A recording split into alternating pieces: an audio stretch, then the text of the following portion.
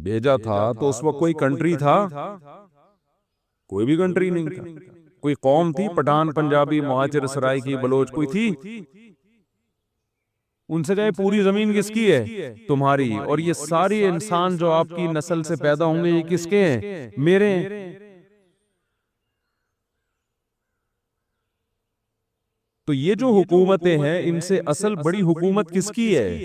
अल्लाह की हुकूमत है। हम मुस्लिम हैं, हम कोई लिबरल, जो नाम नेहाद लिबरल होते हैं, ये एथियस्ट थोड़ी है, हम लोग मुल्हिद थोड़ी हैं। तो वो अल्लाह जब किसी को किसी परेशानी में डालता है तो खूब समझ लो, कुरान और सुन्नत से ये मजमून बहुत वाज़ेह है। जो गुर्बत और महंगाई में पिसता है हम समझते हैं ये है आजमाइश में। ना ना ना ना ना ना, इससे बड़ी आजमाइश किसकी है? उनकी है जिनको अल्लाह ने माली वसाइल ज्यादा दिए। एक मिसाल से बात समझाता हूं तो समझ में आएगी इंशाअल्लाह। कारून को अल्लाह ने बहुत पैसा दिया था। आतैनाहु मिनल कुनूज़ि मा इन्न मफातिहहु लतनूउ बिल उस्बति उलिल कुव्वा। खजानों की चाबियां एक बहुत बड़ी जमात लेके चला करती थी। खजानों की कसरत का अंदाजा लगाएं, इतने हीरे जवाहरात सोने चांदी के सिक्के थे उसके पास। पहले बैंक नहीं हुआ करते थे, लोग अपने खजाने अपने घरों में तिजोरियों में महफूज रखते थे। इतना गोल्ड जमा कर लिया था कि खजानों की चाबियां लोगों के पास थीं, जो मुलाजिम उसके साथ चलते थे। जाहिर है उन्हीं बनी इसराइल में बहुत से गरीब लोग भी थे जिनके पास खाने को रोटी नहीं थी और जुल्म की चक्की में पिस रहे थे फिरौन का जुल्म। कारून भी बनी इसराइल में से ही था। हजरत मूसा अलैहिस्सलाम ने कारून से कहा, तुझे अल्लाह ने इतनी दौलत दे दी, लेकिन जो कौम का हाल है वो तो देखना। तो जो कौम में गरीब लोग हैं तू इन पैसों से उनका ख्याल कर ले। आहसिन कमा अहसनल्लाहु इलैक, इनके साथ ऐसे ऐसे अच्छा सलूक कर जैसे अल्लाह ने तेरे साथ अच्छा सलूक किया है। वसाइल दिए हैं तुझे। कारून की खोपड़ी में ये बात बोलो नहीं है। उसने कहा इन्नमा ऊतीतुहु अला इल्मिन इंदी, मेरे पास नॉलेज है, स्किल्स हैं, मैंने उन स्किल्स की बेस पे पैसा कमाया है। हालांकि फिरौन तो बनी इसराइल के अगेंस्ट था, इस रियासत में रहते हुए इतना कमा लिया मैंने। देखो फिरौन ने दलील, कारून ने दलील क्या दी कि मेरे पास जो पैसा है ये मेरी मेहनत और मेरे दिमाग और मेरे हुनर का नतीजा है। दलील ये दी थी ना। तो अल्लाह की तरफ से हजरत मूसा को जो जवाब सिखाया जाना था वो जवाब ये होना था कि ये दलील गलत है, तेरे पास जो पैसा है वो तेरे हुनर से नहीं बल्कि अल्लाह की मदद से। ये जवाब होना चाहिए ना, कि अल्लाह ने ये जवाब नहीं दिया। अल्लाह ने ये जवाब फिरौन को नहीं दिया। जवाब क्या दिया है? अवलम यअलम अन्नल्लाह क़द अहलक मिनल कुरून, अहलक मिन क़ब्लिही मिनल कुरून मन हुवा अशद्दु मिन्हु कुव्वा। जवाब ये दिया गया कि ये नहीं देखता है कि अल्लाह ने तुझसे पहले पहले बड़े बड़े ताकतवरों को हलाक कर दिया है, तू किस खेत की मूली है? अल्लाह ने उसकी दलील के जवाब में दलील नहीं दी, धमकी धमकी दी है।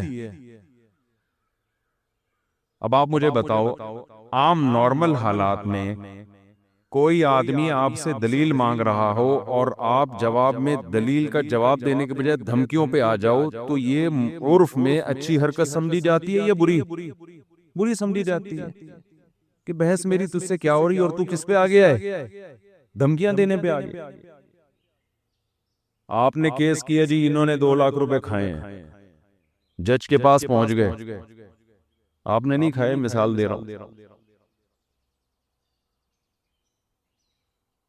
मैं जज के पास इनको ले गया अदालत में। अव्वल तो जज कहेगा मैं तो 2 करोड़ खा के बैठा हूँ माजरत के साथ, यानी गलती से कुछ चीजें मेरे मुंह से निकल जाती हैं जो रिवर्स करनी पड़ती। नहीं सच वच नहीं, बस वो गलती से कुछ ऑटो पे हुआ हो। तो यानी ईमानदार जज के पास हम चले गए। तो उनके पास मैं इनको लेकर गया कि जज साहब इन्होंने मेरे 2 लाख रुपए खाए हैं। जज ने पूछा हाँ भाई खाए हैं? ये कहते हैं जज से मैं तुम्हें छोड़ूंगा नहीं, मैं तुम्हें छोड़ूंगा नहीं। और जज साहब आपको पता नहीं है वो भी मैंने उधर भी बंदा मारा था, मुझे भी धमकियां दे रहा है और जज को भी मिसालें दे रहा है, पता नहीं मैंने वो बंदा भी टपका दिया था, इतने बंदे मैं मार चुका हूं। जज कहेगा भाई मैं तुझसे पूछ रहा हूँ कि तूने खाए हैं कि नहीं खाए हैं, तू मेरी बात का जवाब देने के बजाय क्या कर रहा है, धमकियां। और धमकियों का स्टाइल भी ये नहीं कि मैं तुझे मारूंगा, बल्कि लिस्ट पेश कर रहे कि जज साहब इतने बंदों को मैं मार चुका हूं।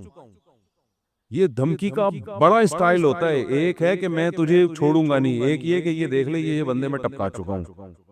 ये थोड़ा स्टाइल क्या है, वखरी स्टाइल है। ये बड़े दहशतगर्दों का स्टाइल होता है। छोटे दहशतगर्द कहते हैं मैं तुझे नहीं छोड़ूंगा। ये तो मियां बीवी भी एक दूसरे को कह रहे होते हैं। ये छोटे दहशतगर्द होते हैं। बड़े क्या होते हैं, लिस्ट पेश कर देते हैं, भाई ये देख रहे हो ये जो रिपोर्ट उस दिन अखबार में खबर आई थी ना इस बंदे की, एक खबर ये थी, फिर दूसरी खबर उस दिन अखबार में खबर आई थी, तो समझ ले कि तेरी खबर भी अखबार में आने वाली है। तू निकलेगा घर से, वापसी में अखबार में आएगा। तू घर से पूरा सही सालिम जाएगा, वापस तू सही सालिम नहीं आएगा। वापस कहाँ आएगा, अखबार में। ये स्टाइल होते हैं। अब देखो कारून ये कह रहा है कि मैंने अपनी मेहनत से कमाया, मैंने अपनी खोपड़ी लगाई। जवाब में अल्लाह क्या कह रहे हैं, तुझे पता नहीं है तुझसे बड़े बड़ों को हमने बर्बाद कर दिया है, तबाह कर दिया है। तू अपने आप को क्या समझता है? तो ये तो अल्लाह का भी अंदाज वही हो गया जो माज अल्लाह नकले कुफर बात समझाने के लिए कह रहा हूं, जो माज अल्लाह एक दहशतगर्दों का अंदाज होता है। दलील का जवाब दलील से नहीं, किससे दिया जा रहा है, धमकियों से। और धमकी भी ऐसे अंदाज की धमकी के फिरौन को नहीं कहा जा रहा कि मैं तुझे नहीं छोड़ूंगा, बल्कि अल्लाह कह रहे हैं तुझसे बड़े बड़ों को हम तबाह कर चुके हैं। तो धमकी भी बड़ी खतरनाक, अंदाज भी बड़ा खतरनाक। वजह क्या है? वाकई दलील का जवाब दलील से देने के बजाय धमकी से देना गलत है। लेकिन उस वक्त जब दलील दलील हो या दलील से कंफ्यूजन पैदा हो सकती हो, दलील इतनी बूदी और इतनी बेकार हो, ऐसी दलीलों का जवाब दलील से देना इसकी अलामत है कि आप इसकी दलील को लिफ्ट करा के उसको अहमियत दे रहे हो। आप इसकी दलील को क्या कर रहे हो, अहमियत दे रहे हो। तो बेकार बातें कर रहा है कि मैंने अपनी मेहनत से कमाया। तेरे हाथों में ताकत किसने डाली? स्किल्स हैं, तो ये स्किल दिमाग से आती है ना। दिमाग किसने पैदा किया तेरी खोपड़ी में? क्या खुद बनाया तूने अपने इस दिमाग को? जिन टांगों से चल के तू बिजनेस करने जाता था, वो टांगे किसने दी हैं तुझे? वो घुटने किसने दिए? वो पांव किसने दिए? बातें कर रहे हैं कि मैंने किससे कमाया, अपनी मेहनत से। ऐसे जैसे किसी गरीब के पास 2 टके नहीं थे, आपने 1 करोड़ दे दिया और वो 1 करोड़ से उसने प्लॉट खरीद के 1.25 करोड़ में बेच दिया।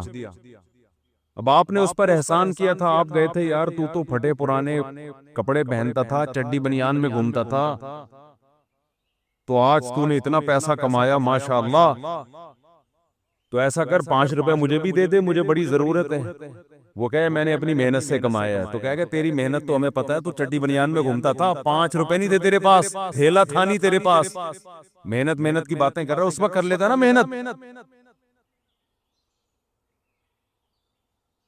तो आपको तो जो को आंखें देखने के लिए अल्लाह ने दी, सोचने के लिए दिमाग अल्लाह ने दिया, सुनने के लिए कान अल्लाह ने दी। किसी को आप अंधा बहरा गूंगा लुंजा टुंडा करके बिठा दो, फिर देखो कैसे कारोबार करता है वो।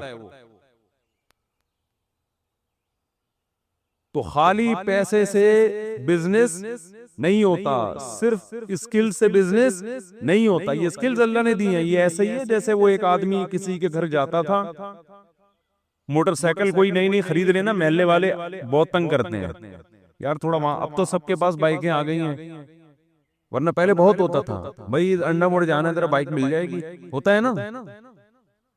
गांव देहातों में अब भी होता है भाई जरा मुझे मामू के यहाँ जाना है बाइक मिल जाएगी, पेट्रोल डाल दूंगा मैं। बंदा कहता था पेट्रोल में डाल दूंगा, अब ये बाइक वाला कहता यार जब पेट्रोल भी डालेगा तो अब मेरे पास मना करने का कोई ऑप्शन है नहीं। जब ज्यादा होने लगा तो एक दिन के एक साहब आए, यार बाइक चाहिए मुझे नानी के जाना है, पेट्रोल में डाल दूंगा। तो एक डब्बा लेकर आया, बोले इसमें पेट्रोल डाल के चला ले। हर आदमी पेट्रोल पेट्रोल कर रहा है, इसका मतलब क्या बाइक सिर्फ पेट्रोल ही का नाम है? और भी पुर्जे खींचते हैं भाई उसके चलने से। पेट्रोल ही को इतना फोकस कर रहे हो, पेट्रोल डाल दूंगा मैं बाइक दे दो, पेट्रोल डाल दूंगा मैं बाइक दे दो, तो इस डब्बे में डाल दे और इसी डब्बे पे बैठ के नानी के यहाँ चला जा। तो अगर सिर्फ स्किल्स ही सब कुछ हैं, स्किल्स वाले दुनिया में बड़े बड़े लोग पड़े हुए हैं।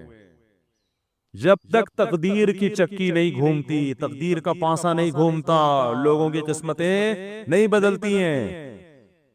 बड़े बड़े ज़हीन लोग, खाने को रोटी नहीं है, और एक नंबर के अहमक और बेवकूफ, उनके पास नोट गिनने की फुर्सत नहीं है।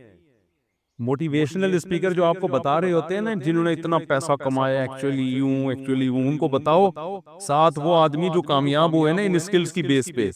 तो मैं एक किताब लिख रहा हूं जिसमें 7 लाख ऐसे आदमी डालूंगा जिनमें ये स्किल्स इनसे भी ज्यादा थी, मगर वो फुटपाथों पे मरे हैं बेचारे। होता है ना 7, अभी मेरे पास पड़ी ये किताब हो 7 कामयाब आदमी, वो क्या है, कामयाब लोगों की 7 अलामतें। तो जब तक अल्लाह की चाहत नहीं होती, आपके किस्मत का पासा नहीं घूमता, आप सारा दिन बैठ के मक्खियां मारते रहते। वो एक आदमी ऊंट पे जा रहा था, बहुत मालदार आदमी, बिजनेस था उसका, एक चावल का बोरा यहाँ रखा हुआ है, एक चावल का बोरा यहाँ रखा हुआ है, सॉरी चावल का बोरा यहाँ रखा हुआ है, और एक बैलेंस बराबर करने के लिए बजरी का बोरा रखा हुआ है यहाँ पे। भाई 2 चावल की बोरियां इधर ऊंट के, और बैलेंस बराबर करने के लिए 2 बजरी की बोरियां इधर। रास्ते में किसी ने लिफ्ट मांगी, मुझे भी ऊंट पे पहुंचा दो, बैठ आजा भाई बैठ जा। ऊंट के मालिक बड़ा करोड़पति था, उसने पूछा कहाँ जा रहे हो, क्या कर रहे हो। फिर इसने कहा यार ये तुमने रेत की बोरियां क्यों रखी है? इसने कहा बैलेंस बराबर करने के लिए। क्या करने के लिए? उसने कहा अल्लाह के बंदे, ऊंट को डबल टेंशन में डाला हुआ है तूने, तो ऐसा कर चावल की 2 बोरियां इधर है तो एक इधर कर दे और एक इधर, ऊंट का वेट भी आधा हो जाएगा, वजन भी, ऊंट की स्पीड भी तेज हो जाएगी, थकावट भी कम होगी। उसने कहा यार ये तो बड़ी इतनी सेंस की बात है, इधर तो मेरी करोड़पति आदमी है मगर इतनी खोपड़ी में इतनी सेंस नहीं है कि यार बैलेंस के लिए आधा माल इधर रख दो। था करोड़पति। उसने कहा यार बंदा बहुत लॉजिकल बात करता है, तो ठीक है फिर ऐसे ही करते हैं, एक बोरी इधर और एक बोरी इधर। अब बैठे, ऊंट की स्पीड भी तेज हो गई, ऊंट भी सुकून का सांस ले रहा है, और यार बंदा तू बड़ा नाइस है यार, स्किल्स तेरे अंदर बहुत हैं, बता करता क्या है? कह रहा करता ही तो कुछ नहीं, बेरोजगार हूं, जॉब ही नहीं मिलती, कहीं गरीब आदमी हूं। उसने कहा उतर नीचे नीचे उतर। दोबारा उसमें बोरियां में, वो जो बोरी थी ना उसमें रेत भरी, और चावल की एक बोरी को दोबारा उधर किया, और फिर 2 बोरियां रेत की इधर की, और कहा अगर तेरे अंदर इतनी जहानत है और इतना अक्लमंद है तो गरीब क्यों है भाई? तो मैं अगर तेरे मशवरों पर अमल करूंगा तो मैं भी क्या हो जाऊंगा? इससे अच्छा मैं वो बेवकूफ सही हूं, उल्टे पुल्टी जिंदगी गुजर रही है, लेकिन पैसा तो है ना मेरे पास। तो वही स्टाइल हमारा ठीक है भाई, तेरे स्टाइल में चलेंगे तो हम भी ऐसे ही हो जाएंगे। लौ कान बिल हियलिल गिना लवजतनी बिनुजूरि अक़तारिस समाई तअल्लुक़ी लाकिन्न मर रुज़िक़ल गिना हुरिमल हिजा ज़ित्तानि मुफ्तरिक़ानि अय्य तफ़र्रुक़ी। इमाम शाफी का शेर है कि अगर मेहनत से और आपकी स्किल से पैसा आता, आपकी दिमाग से पैसा आता, तो मुझे देखते कि मैं मेहनत करते करते आसमान के सितारों तक पहुंच जाता। लेकिन हम देखते हैं मर रुज़िक़ल हिजा हुरिमल गिना। अक्सर ये कायदा कुल्लिया नहीं है, मालदार लोग परेशान हो गए हमें बेवकूफ कह रहे हैं। अक्सर, हमेशा ऐसा नहीं होता। कहते हैं जिसको अकल दी गई उससे पैसा छीन लिया गया। जिद्दानी मुफ्तरिकानी अय्य तफर्रुकी, एक दूसरे के लगता है अपोजिट है, ये कभी भी जमा नहीं हुई। शायर तो ज़ाहिर थोड़ा मुबालगा करते हैं, वरना बड़े मालदार अक्लमंद सहाबा के पास भी पैसा था। हज़रत उस्मान तो बड़े ज़हीन थे और पैसे वाले भी थे। ये समझाने के लिए। और आगे कहते हैं कि मेहनत पे भी जरूरी नहीं है कि नतीजा मुरत्तब हो। इज़ा रअयत व इज़ा समिअत बिअन्न मजदूदन हवा ऊदन फअस्मर फी यदैहि फसद्दिक़ी व इज़ा समिअत बिअन्न महरूमन अता माअन लियशरबहु फगादा फसद्दिक़ी। कहते हैं अगर तू सुनना कि एक आदमी खुशकिस्मत है, उसकी किस्मत के पासे पलटते रहते हैं, मेहनत ढेलेगी नहीं करता। एक दिन उसने एक शाख को अपने हाथ में पकड़ा, जमीन में दफन नहीं किया, शाख को हाथ में पकड़ा, वहीं उसने फल देना शुरू कर दिया। उसने कहा ऐसे वाकयात की तस्दीक कर दिया कर, खुशकिस्मतों के साथ ऐसा बोल लो ना यार। होता है जब रिस्क मुकद्दर में होता है ना, तो दरख्त को जमीन में लगाने की भी जरूरत नहीं होती, शाखें हाथों में ही फल देना शुरू कर देती हैं। ये तमसीलात हैं शायरों की, कहीं इस पे क्लिप ना बना दें कि ये मौलवी साहब पता नहीं कहां कहां की फेंक रहे हैं। समझाने के लिए कि खुशकिस्मतों के अजीब मामला होता है, हमने अपनी आंखों से देखे। जिस काम में हाथ डालो बनता चला जाता है।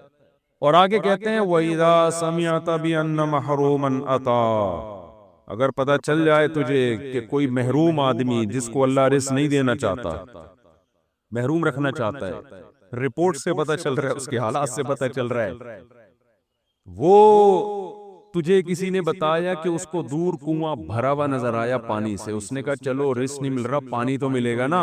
और पानी भी किसमें है? कुएं में। और कुआं भी क्या है? लबालब भरा हुआ, पानी तो मिलेगा ना। वो चलता हुआ पानी के पास आया, पानी ने जैसे ही उसको देखा डुक नीचे चला गया पानी। बोला तुझे नहीं, तू नहीं पिएगा। तो शायर ने कहा इसकी भी तस्दीक कर दिया कर, ऐसा होता है। बदकिस्मत से मुराद दुनियावी लिहाज से, असल तो आखिरत है। और कुरान का भी यही मजमून है, मन काना युरीदुल आजिला अज्जलना लहू फीहा मा नशाउ लिमन नुरीद। जो इस दुनिया को चाहता है तो जितनी चाहता है उतनी नहीं, जितनी हम चाहते हैं उतनी देंगे, और उतनी भी उसको देंगे जिसको हम चाहेंगे। ये तुम्हारी मेहनत पे नहीं है। तो इसलिए तकदीर पे तमीज से आराम से सबर करके बैठ जाओ। तो मैं कारून की बात बता रहा था आपको कि कारून ने दलील दी कि मेरे पास नॉलेज है, इस नॉलेज की बेस पे मैंने ये पैसा कमाया है। तो अल्लाह ने उसकी दलील का जवाब नहीं दिया, ये बताने के लिए कि इसकी दलील जिद और हट धर्मी पर मबनी है। ये ऐसी दलील नहीं है कि इसको लिफ्ट करा के इसकी दलीलों का जवाब दिया जाए। असल में ये दलील इसलिए दे रहा है, इसके दिल से खुदा का खौफ खत्म हो गया। खौफ होता तो सोच के जवाब देता, कभी भी ये जवाब ना देता। तो वो कारून की बात मैं असल में कर रहा था कि वो अल्लाह ने धमकी क्यों दी, इसलिए कि वो दलील इस काबिल नहीं थी। फिर इसमें मैं कभी मजीद डिटेल में बयान करूंगा इंशाअल्लाह। तो वो अल्लाह ने उसको लिफ्ट नहीं, उसकी दलील को लिफ्ट नहीं कराया, अल्लाह ने धमकी दी कि तू क्या समझ रहे अपने आप को, तो इससे पहले बड़े बड़े लोगों को हमने हलाक कर दिया। तुझे डर नहीं लगता ऐसी बातें करते हुए? तो नतीजा क्या निकला? कारून को अल्लाह ने जमीन में धंसा दिया। तो असल में पैगाम ये देना चाहता था कि जब उस दौर में बनी इसराइल पर गुर्बत थी, परेशानियां थी, टेंशन में कारून नहीं था, सब टेंशन में थे। लेकिन हकीकत में आजमाइश ये कारून की थी, बनी इसराइल की थी या कारून की? बोलो। कारून। बनी इसराइल गुर्बत में भी कामयाब हो गए, कारून दौलत में भी क्या हो गया?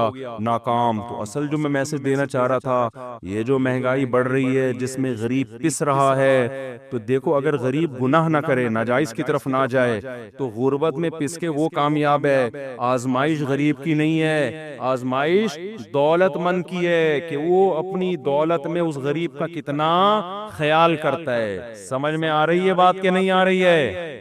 आपके पास पैसा है, कह रहा है आप कह रहे हो पेट्रोल महंगा हो जाए, मेरा तो हिसाब किताब कोई मसला नहीं, मेरे पास तो बड़ी गाड़ी, मेरा तो पेट्रोल पंप वालों से, मेरा तो अपने पेट्रोल पंप चल रहे हैं, लोग कह सकते हैं ना। तो जितनी भी महंगाई, कुछ लोग है कह रहे हैं जितनी भी महंगाई बढ़े हमारी सेहत पे कोई असर नहीं पड़ता, अल्लाह का शुक्र, अल्लाह का दिया बहुत कुछ है। ओ भाई, आपकी आजमाइश गरीब से ज्यादा है कि आप ऐसे मौके पे उन गरीब लोगों का खुद कितना ख्याल करते हो। तो हुक्मरानों की जहां आजमाइश है वहां हमारी भी आजमाइश है। अल्लाह हमें इस आजमाइश में पूरा करे।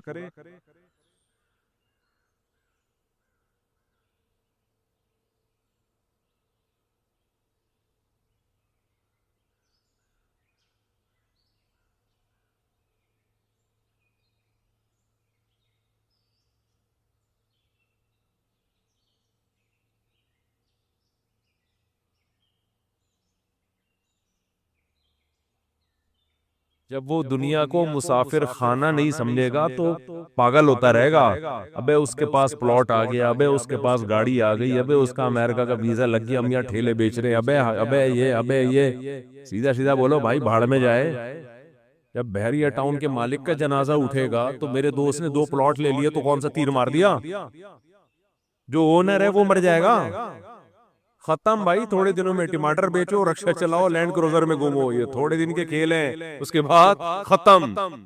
कारून जब अपने खजानों के साथ मार्केट में आया ना, कुरान कह रहा है, कुरान ने तो मार्केट का लफ्ज इस्तेमाल नहीं किया, जब अपने खजानों के साथ कारून मार्केट में आया एक दफा पूरे जाहो जलाल के साथ, पब्लिक ने जब उसका प्रोटोकॉल देखा और खजाने देखे, उसका लिबास, जब बड़ा आदमी जा रहा होता है ना, बड़ी इज्जत दी जाती है, तो बेवकूफ लोग राले टपकाना शुरू करते हैं, या लैता लना मिस्ला मा ऊतिया कारून। अहमकों और बेवकूफों ने कहा, हाय काश हमारे पास भी ऐसी दौलत होती जैसी कारून के पास। क्या प्रोटोकॉल है भाई इसका। तो कुरान क्या कहता है? इल्म वालों ने कहा, वैलकुम, बर्बाद हो जाओ, तुम्हारा नाश हो जाए। जब इंसान बहुत ही उल्टी बात करता है तो आदमी कहता है तेरा नाश हो, तू बर्बाद हो जाए, कि अब बेकार बातें कर रहा है बैठ। क्या कहने लगे? वही लकुम, तबाह हो जाओ। ये वेलकम नहीं है, क्योंकि एक जगह कहीं हम अरबी ग्रामर पढ़ रहे थे, तो पुराने जमाने में जब मुत्तहदा हकीकी बनी थी ना, वो 1980s की बात है, तो एक जगह लिखा था वेलकम आफाक अहमद। तो हम अरबी ग्रामर पढ़ रहे थे, मैं उसको पढ़ रहा हूँ वही लकुम आफाक अहमद। अब वही लकुम का माना तो बद्दुआ है कि तुम तबाह हो जाओ। तो मैं हैरान हूं कि इन्होंने अपने कायद को गाली क्यों दी हुई है। मैं वहां खड़ा बस सोच रहा हूँ कि अपना कायद भी मुत्तहदा हकीकी बनी थी ना, तो वो कायद भी मानते हो आफाक अहमद को, और तुम करो और गाली भी दे रहे हो, तुम तबाह हो जाओ। फिर किसी ने बताया भाई ये वही लकुम नहीं है, ये वेलकम है। तो फिर एक अरबी उन दिनों में आए हुए थे, वो कहने लगे लिसबीली ही चौक किधर है। लसबेला चौक को कह रहे थे ली सबीली ही चौक। वो कह रहे थे ये ली सबीली ही चौक किधर है। तो अरब इस तरह की गलतियां भी कर रहे होते हैं। तो खैर, तो कारून के खजानों को देखकर बेवकूफ लोग क्या कहने लगे, या लई तलना, हाय हाय हाय, काश हमारे पास भी ऐसा जाहो जलाल हो, ऐसी गाड़ियां, ऐसी सवारियां होती। तो अल्लाह फरमाते हैं जो इल्म वाले लोग थे उन्होंने क्या कहा, वही लकुम, तुम्हारा नाश हो, बर्बाद हो जाओ तुम। कैसी बातें कर रहे हो बेवकूफों वाली। सवाबुल्लाहि खैरुन, अल्लाह जो नेक अमल पे बदला देगा वो इससे कई गुना बेहतर है। तो कभी तुम्हारी रालें किसी नेक अमल को देख के तो टपकी नहीं है कि वो रोजे रख रहा है, वो सदका कर रहा है, तो राल टपके यार कितना कमा रहा है ये। टपक किस पे राले रही है? जो अय्याशी कर रहे हैं। तो ये अय्याशी तो थोड़े दिनों में खत्म होने वाली है। और कारून अब मार्केट से शार्ट हो गया कि नहीं हो गया? कहां गया उसका जाओ जलाल? तो कब्र भी नहीं मिलती, कब्र भी नहीं है, जमीन में धसा दिया अल्लाह ने, ऐसा धसाया हदीस में आते क़यामत तक धसता ही रहेगा। मूसा अलैहिस्सलाम ने उसे कहा ज़कात दे, अल्लाह ने तुझ पर एहसान किया है, तो जैसे अल्लाह ने तुझे दौलत दे के एहसान किया, तू अल्लाह की मखलूक पे एहसान कर, तू भी मखलूक पे खूब खर्च कर। तो कहने लगा ये मेरा कमाल है जो मैंने पैसा कमाया है, माइंड मेरा क्या था। आज बाज मालदार लोग कह रहे हैं ना मेरा माइंड, मेरी लक है और मेरी, ओ भाई आपका कुछ नहीं है। जिसके लिए अल्लाह रिस्क के दरवाजे खोलना चाहे खोल देता है। हमने बड़े बड़े फंटर देखे हैं, वो बेचारे टमाटर ही बेचते रहते हैं सारी जिंदगी, हालांकि माइंड उनका बहुत होता है। और बड़े बड़े बेवकूफ लोग देखे जिनके पास नोट गिनने की फुर्सत नहीं है। तभी इमाम शाफी ने कहा है ना, एक शेर इमाम शाफी की तरफ मंसूब है, वल्लाहु आलम, कि अगर अकल की बेस पर लोगों के पास पैसा आता तो गरीब तो बेचारे भूखे मर जाते। नहीं सॉरी, बेवकूफ बेचारे भूखे मर जाते अगर अकल की बेस पे पैसा मिलता। तो मैं अक्सर इस पे एक वाकया भी सुनाता हूँ, मैं जल्दी सुना के आगे चलते हैं। एक मालदार आदमी, हमारे हजरत ये वाकया सुनाया करते थे, पुराने जमाने का एक बहुत मालदार आदमी था, गरीब था, सॉरी एक बड़ा अकलमंद आदमी था, गरीब, मुझे भी रोजा लग रहा है आज ना।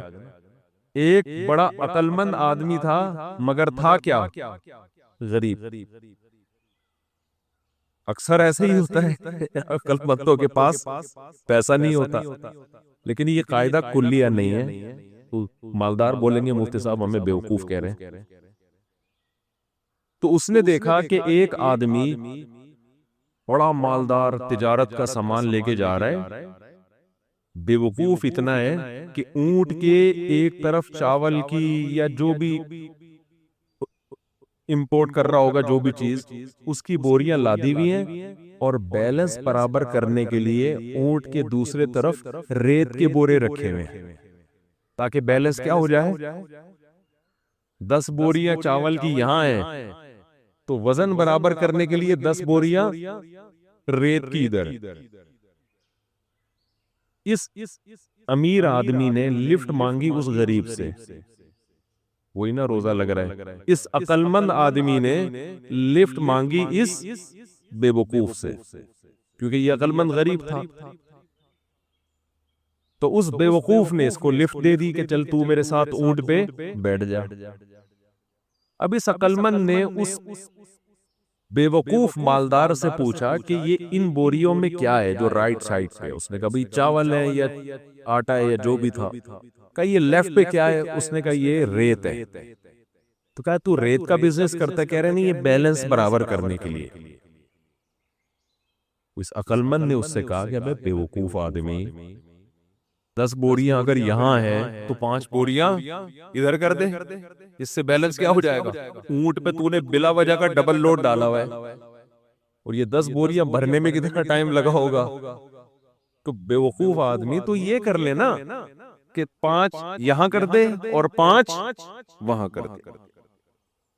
उसने कहा यार ये तो बड़ी लॉजिक की बात की है इसने। नीचे उतरा, अपने मजदूर को जो भी होगा उसके साथ उसको बोला भाई बोरियां हटा, 5 चावल की बोरियां यहां कर दे और 5 यहाँ। ऊंट की स्पीड भी तेज हो गई और ऊंट को भी सुकून का सांस आया, बड़ा खुश। अब इस गरीब आदमी से इस बेवकूफ ने इंटरव्यू लेना शुरू किया कि तू करता क्या है। इसका ख्याल था कि ये तो अरबपति होगा जो इतना अक्लमंद है, जिसने मुझे इतने अच्छे मशवरे दिए, ये खुद क्या होगा? यानी जब मेरे जैसे बेवकूफ के पास इतना पैसा है तो इस अक्लमंद के पास तो इसकी तो मिलें चलती होंगी ना। तो इससे पूछा तू करता क्या है? उसने कहा यार मैं तो गरीब आदमी हूँ, जिस काम में हाथ डालूं बर्बाद। मेरे पास तो सवारी भी नहीं है, तभी तो मैंने तुझसे लिफ्ट मांगी है। इसने कहा उतर नीचे। नीचे उतर। ऊंट को वापस घुमाया, 5 बोरियां दोबारा इधर की, और रेत की बोरियां दोबारा बैलेंस बराबर करने के लिए इधर डाल। बोला तेरी अकल की वजह से तेरे पास जब 1 करोड़ रुपया नहीं है, तो मैं बेवकूफ तुझ अकलमंद से 1000 गुना बेहतर। मैं तेरे मशवरों पर अमल करूंगा ना, मैं भी तेरे जैसा बन जाऊंगा। मुझे अपने स्टाइल से चलने दे जैसा चल रहा हूं। समझ रहे कि नहीं समझ? मैं जैसे अपने स्टाइल से चल रहा हूं, मुझे चलने। अगर तेरे मशवरे पर अमल किया ना, तो मैं भी तेरे जैसा गरीब हो जाऊंगा। लौ कान बिल हियलिल गिना लवजतनी बिनुजूमि अक़तारिस समाई तअल्लुक़ी। इमाम शाफी का गालिबन शेर है ये कि अगर तुम देखते मेहनत से पैसा मिलता, तो मैं पैसे की तलाश में आसमान के सितारों तक पहुंच जाता।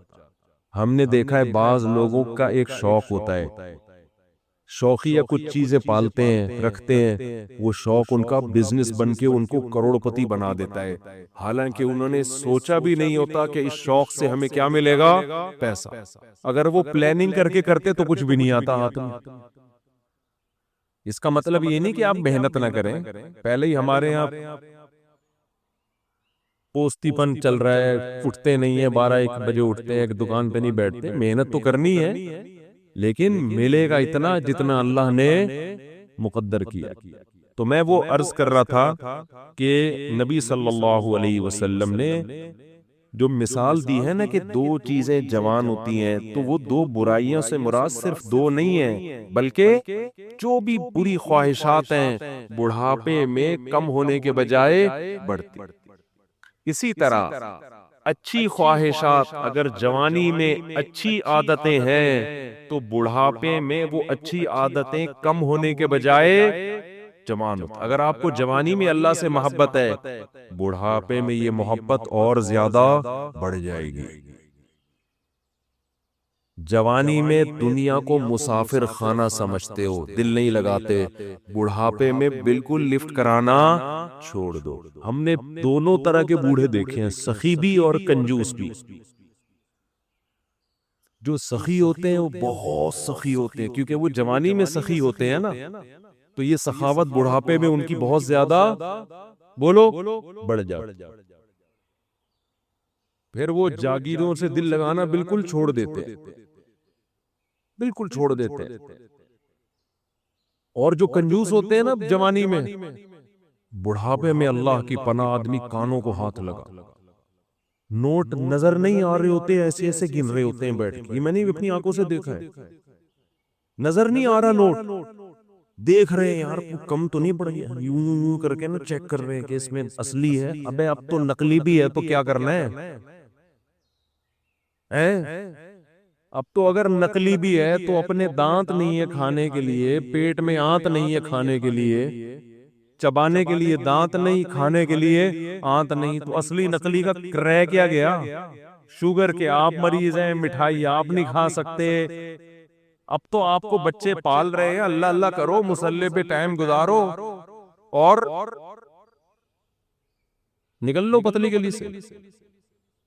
अल्लाह जिंदगी दे सारे बूढ़ों को, लेकिन अब तो ये सोच होनी चाहिए ना, नहीं जनाब ऐसे ऐसे गिर रहे होते, इतने लालच, इतनी हवस, बिल और ऐसा प्रॉपर्टी में दिल लगाएंगे, उधर प्लॉट। एक बूढ़े का फोन आया मेरे पास की गीबत इसलिए नहीं, किसी को क्या पता किसकी बात कर रहा हूं, मेरा ख्याल है 85 साल तो उनकी उम्र होगी, और 10 किस्म की बीमारियां।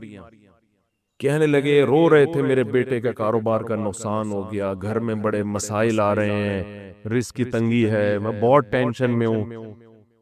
मेरा दिल मुझे तरस आया, मैं उनका मजाक नहीं उड़ा रहा, मुझे तरस आया। मैं उनसे कहूं कि हजरत आपकी क्या रिस्क की तंगी, आपकी जिंदगी गुजर चुकी है, आपने वैसे ही 2 पापे सुबह चाय में डाल के खाने हैं, है भाई, दोपहर तो दोने वाले खिचड़ी के खाने हैं, जिंदगी गुजर गई है, अब इन चीजों में क्या रखा है?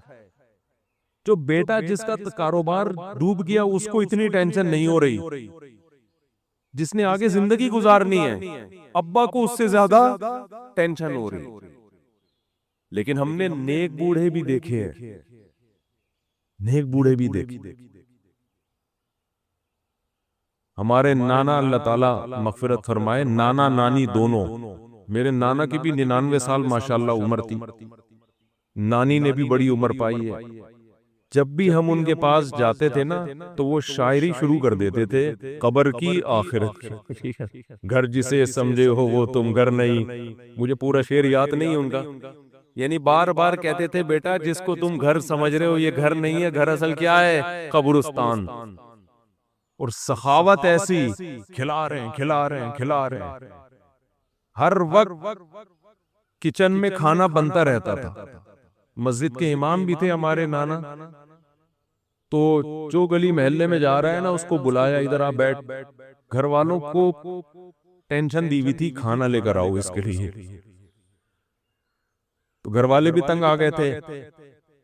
तंग आने का मतलब जाहिर है बार बार बार बार खाना घर में पकता रहे, लेकिन सखावत तो थी ना। तो ऐसे भी देखे हैं कि भाई ये घर वर कुछ उनको कोई दिलचस्पी नहीं होती प्लॉटों में, जायदादों में, तो ये जवानी में खत्म कर लिया तो हो जाएगा। तो मैं जल्दी से बयान को समेटता हूं।